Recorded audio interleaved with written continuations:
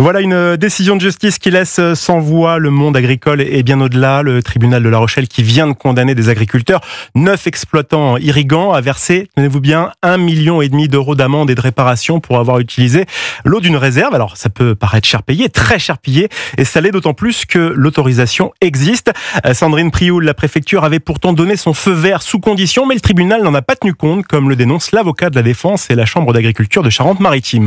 Effectivement, 1,5 million d'euros si on cumule diverses condamnations envers les 9 agriculteurs, les amendes infligées à leurs entreprises, les réparations pour le préjudice écologique à verser à l'agence de l'eau. Bref, une somme colossale et inédite pour avoir utilisé des réserves d'eau sans autorisation. C'est démesuré et c'est faux, objecte leur avocat, maître Laurent Verdier, qui invoque notamment une autorisation de la préfecture pour utiliser cette eau selon les saisons et de façon transitoire. Un dossier hyper technique qui fait dire à ce spécialiste en droit de l'environnement que ses clients ont été les lampistes d'un bras de fer qui les dépasse. Vous savez, à l'audience, la procureure a commencé ses réquisitions en demandant une sanction exemplaire. Et je pense que le tribunal a voulu donner un exemple en prononçant une sanction qui est réellement hors norme. C'est une condamnation à mort professionnelle.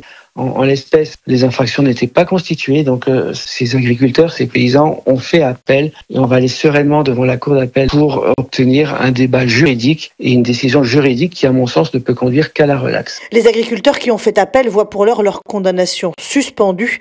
Sur place, les associations écologistes saluent cette décision de justice au nom du respect de l'eau et de la biodiversité. Sandrine Prioul, correspondante Europe 1 dans le Grand Ouest.